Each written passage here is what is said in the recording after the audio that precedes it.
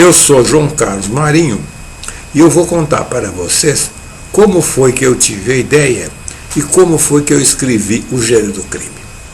Eu comecei a escrever O Gênio do Crime na segunda metade de 1965, quando eu tinha 30 anos de idade. Eu já morava em Guarulhos, fazia 3 anos e meio, e tinha lá meu escritório de advocacia. Mas nos primeiros 3 anos e meio do meu escritório de advocacia, eu tive que me dedicar muito ao meu trabalho, muito aos meus clientes, muito às minhas audiências, que estudar muito direito, eu não tinha tempo para mais nada. Depois de 3 anos e meio, justamente, na segunda metade de 1965, o meu escritório já tinha uma estabilidade, já tinha clientela, já tinha um rendimento razoável. Então eu pude contratar um advogado, o Dr. Orlando Cruz Leite, para dividir o serviço comigo e para ficar no escritório de manhã. Com isso, eu passei a ficar as manhãs na minha casa. Eu morava na rua Joaquim Miranda, na Vila Augusta, e a casa tinha um jardim grande, desses jardins do tempo antigo, com galinheiro, com horta, com carramanchão.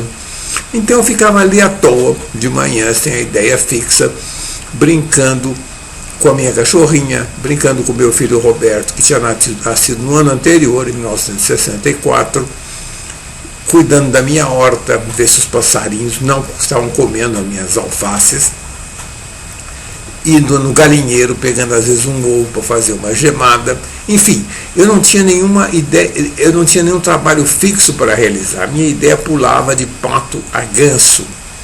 E assim, pela minha imaginação, foram passando lembranças da minha infância. Como esses balões que a gente solta, sobem e se perdem no horizonte, as lembranças, sobretudo da minha infância, foram passando pela minha cabeça.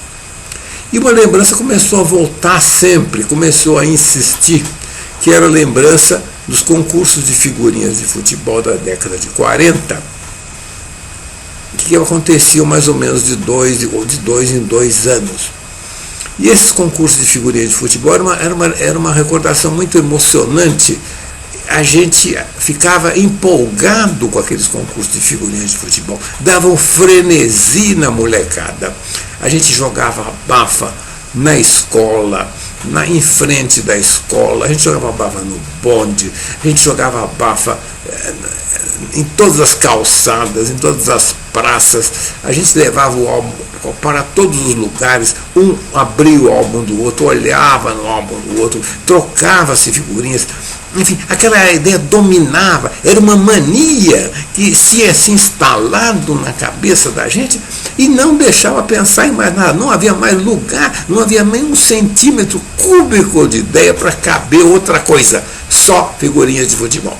E justamente é esse ambiente de quase maníaco, de exacerbação, de frenesi em torno de um concurso, que eu descrevo nas primeiras linhas do Gênio do Crime. Está lá escrito exatamente o que acontecia durante os concursos de figurinhas de futebol. Então, como essa ideia vinha e voltava sempre para a minha imaginação, ali nas manhãs do meu grande jardim da rua Joaquim Miranda, eu achei que eu podia escrever um livro que tivesse um mistério, no livro infantil, que tivesse um mistério envolvendo figurinhas de futebol. E fui organizando essa ideia na cabeça.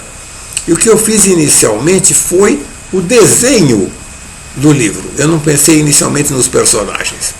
Ia haver uma fábrica honesta que distribuía figurinhas, vendia figurinhas e dava um prêmio muito bom de 11 camisas do time que se escolhesse e uma bola de futebol. E para compor o conflito do bem contra o mal, ia ter a fábrica desonesta, a fábrica que falsificava as figurinhas e atrapalhava a vida da fábrica honesta e das crianças. Ia ter um grupo de crianças colecionadoras que iam ser os detetives, porque era uma história infantil.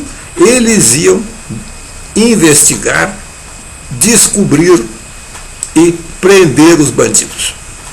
Esse era o desenho que tinha na minha cabeça. Era um triângulo, numa ponta uma fábrica honesta, na outra ponta uma fábrica desonesta, e na outra ponta um grupo de meninos colecionadores e detetives. Com isso aí, com o desenho pronto, os personagens já tinham um lugar para eles irem morar. Eles já tinham para onde ir. Então daí que passei a pensar nos personagens. Para o lugar dos meninos detetives e colecionadores, aliás, colecionador é um modo de dizer, porque o Bolacha não era colecionador, era só detetive. Para o lugar dos meninos detetives, eu coloquei o Edmundo, o Pituca e o Bolachão, e bem mais tarde, entrou a Berenice.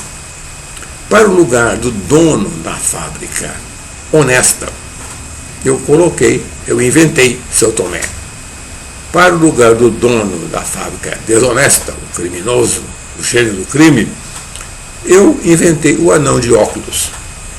E auxiliado naturalmente pelo seu vendedor de rua, que era o cambista. Com essas ideias básicas e com esses personagens, não foi difícil escrever os primeiros capítulos do livro. O Edmundo enche o álbum, eles vão na fábrica, tem uma revolta. Seu Tomé pede ajuda às crianças, as crianças começam a seguir o cambista, e até que eles verificam que o cambista tem um sistema muito bem elaborado de despistação. É muito difícil vencer o sistema de despistação do cambista. Então eles vão se reunir no quarto do Gordo, onde o Gordo teria ideia, no meio daquelas tostadeiras, aquela tostadeira que apita e tudo, ele teria a ideia genial, queria desmascarar, iria vencer o plano de despistamento do cambista. Acontece que nessa hora em que eu precisava ter a ideia, imaginar a ideia que eu ia enfiar na cabeça do Gordo, a minha imaginação secou. A minha imaginação secou completamente, deu branco total. Eu não consegui achar uma ideia inteligente, extraordinária e original para colocar na cabeça do Gordo. Eu achava só essas ideias comuns que a gente vê nos livros, nos cinemas de detetive, e eu queria fazer realmente uma coisa diferente. Então eu passei 20 dias lutando para achar essa ideia. Eu pensava, já não pensava mais no livro só de manhã ali no meu jardim. Eu pensava durante a audiência, enquanto eu interrogava uma testemunha. Eu pensava no meu escritório quando eu atendia um cliente. Eu pensava o dia inteiro, durante 20 dias, atrás dessa ideia genial que ia enfiar na cabeça do Gordo, e não achei. Então, depois de 20 dias, eu coloquei os rascunhos desses primeiros capítulos do Gênero do Crime na gaveta e pensei assim, falei para mim mesmo assim: seu João Carlos Marinho, o que acaba de acontecer foi um fogo de palha, uma coisa que é comum na vida de todo mundo. Você teve um delírio, um entusiasmo de procurar uma coisa diferente, uma maneira excitante de viver, para sair da rotina, quer ser escritor, quer ser artista, e não deu certo. Acabou-se, seu João Carlos Marinho. Vá advogar. Esquece essa história de ser escritor. E, de fato, eu esqueci. Durante 10 meses, os rascunhos ficaram na gaveta, não pensei mais no livro e fiquei advogando normalmente. E, aliás, eu gostava muito de advogar.